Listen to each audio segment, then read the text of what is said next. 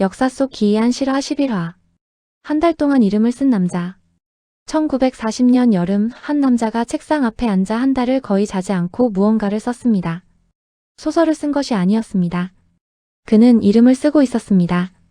그가 손으로 쓴 이름 하나하나가 불길에서 끌어낸 한 사람의 목숨이었습니다. 세상에는 손으로 할 수 있는 일이 많습니다. 그러나 그 여름 한 외교관의 손이 한 일은 아마 사람이 손으로 할 수 있는 가장 큰 일 가운데 하나였을 겁니다. 그는 펜을 들어 사람을 살렸습니다. 한 명도 두 명도 아니고요. 그의 이름은 스기하라 지우네.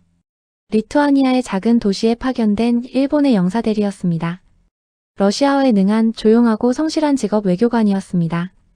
평생 시키는 일을 어겨본 적 없는 사람이었습니다. 그런 사람이 생애 단 한 번 명령을 어겼다는 것. 어쩌면 그래서 이 이야기는 더 오래 마음에 남는지도 모릅니다. 그의 주위로 유럽은 불타고 있었습니다. 나치 독일이 폴란드를 짓밟았고 수많은 유대인 피란민이 대부분 폴란드에서 도망쳐온 사람들이 리투아니아로 밀려들었습니다. 그런데 이제는 소련마저 리투아니아를 집어삼키려 하고 있었습니다. 한쪽은 그들을 없애려 했고 다른 한쪽은 그들을 가두려 했습니다. 그들은 자신들을 없애고 싶어하는 두 거대한 힘 사이에 갇혔습니다. 갈 수 있는 문이란 문은 하나씩 차례로 닫히고 있었습니다. 그리고 그 닫힌 문 안쪽에 남는다는 것이 무엇을 뜻하는지 사람들은 너무도 잘 알고 있었습니다. 그들에게 필요한 것은 무기도 군대도 아니었습니다. 그저 어딘가로 떠날 수 있게 해주는 종이 한 장이었습니다. 그 한 장이 없어서 수많은 사람이 그 자리에 갇혀 있었습니다. 그리고 그 종이 한 장을 내줄 수 있는 손이 그들의 운명을 쥐고 있었습니다. 그런데 좁고 기이한 길 하나가 열렸습니다. 입국 비자가 필요 없는 먼 네덜란드령 섬을 목적지로 삼고 동쪽으로 소련을 가로질러 일본을 거쳐 세계 어디로든 빠져나가는 길이었습니다. 다만 일본을 통과하려면 일본의 통과 비자가 한 장 필요했습니다. 말도 안 되게 멀고 말도 안 되게 가느다란 길이었습니다. 하지만 모든 문이 닫혀버린 사람들에게는 그 가느다란 길 하나가 세상에 남은 유일한 출구였습니다. 그리고 그 비자를 내줄 수 있는 사람은 그 도시에서 스기하라 단 한 사람뿐이었습니다. 어느 아침 영사관 정문 앞에 수백 명의 사람들이 모여 있었습니다.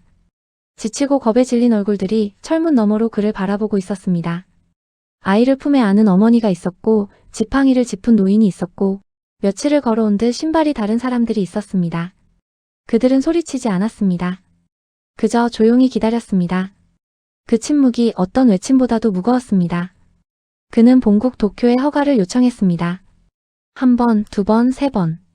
그때마다 도쿄의 답은 한결같았습니다. 안 된다.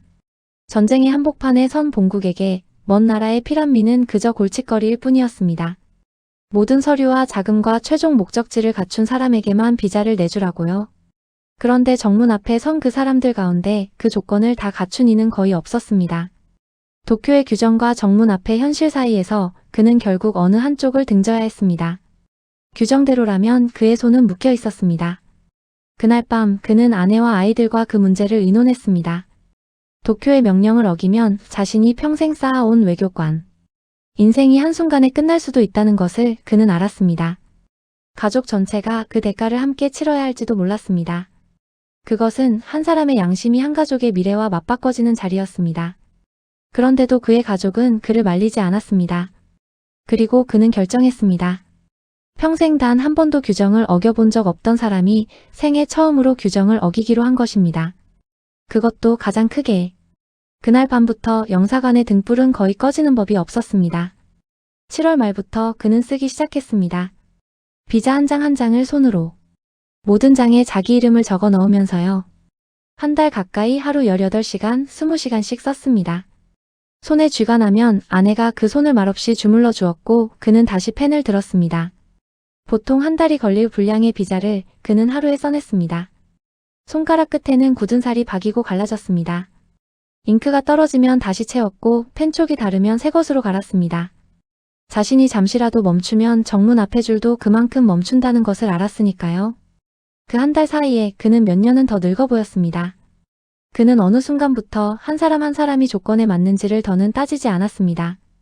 그저 쓰고 또 쓰고 다 쓴 종이를 정문 너머의 손으로 건넸습니다. 한 장을 건넬 때마다 한 사람이 그 닫혀가던 문을 빠져나갔습니다.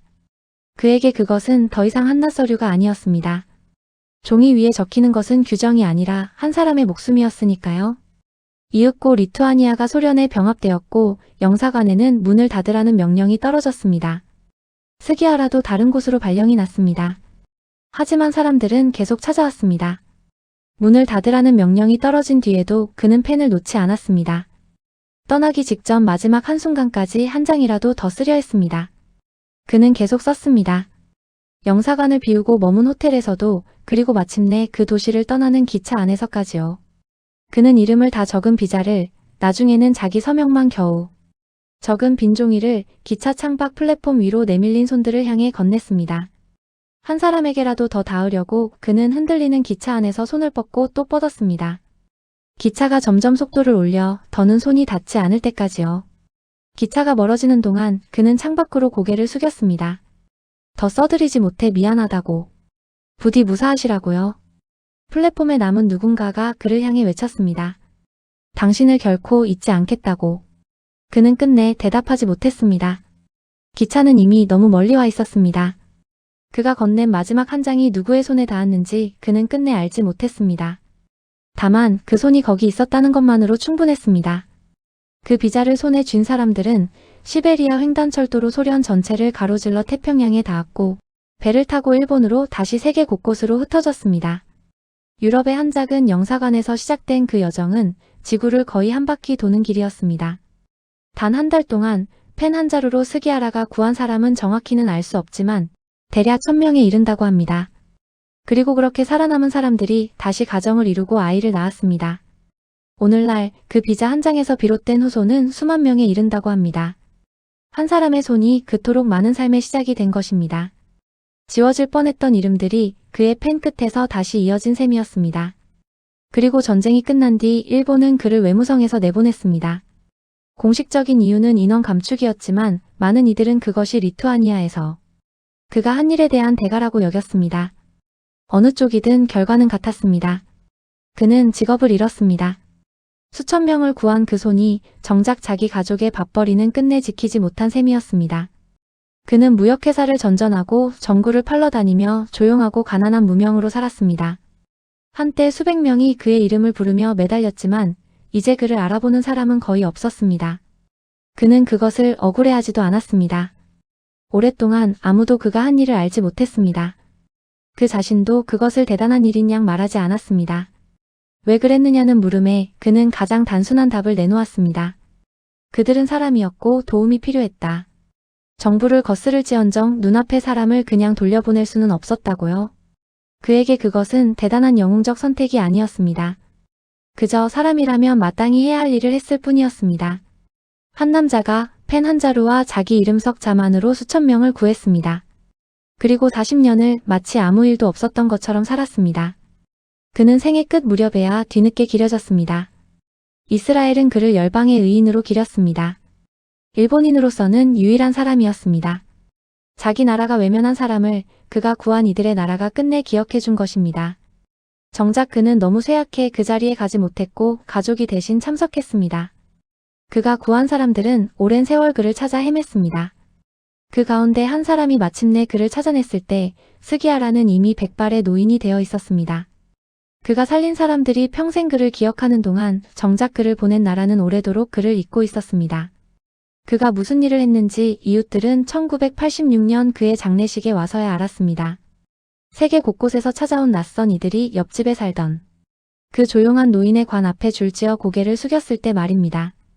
그제야 그 작은 동네는 자기들 곁에 어떤 사람이 살다 갔는지를 비로소 알았습니다. 조용히 살다 조용히 떠난 한 사람의 손이 그토록 많은 사람을 이 세상에 남겨둔 것입니다. 그 무렵 유럽에서는 수많은 손들이 명단을 적어 사람들을 죽음으로 보냈습니다. 그리고 한 외교관의 손은 같은 펜으로 사람을 적어 살렸습니다. 다음 이야기는 서로에게 총을 겨누던 적군들이 단 하루 노래를 부르고 함께 공을 찼던 어느 크리스마스의 이야기입니다. 잊지 않으시도록 구독으로 표시해 두셔도 좋습니다.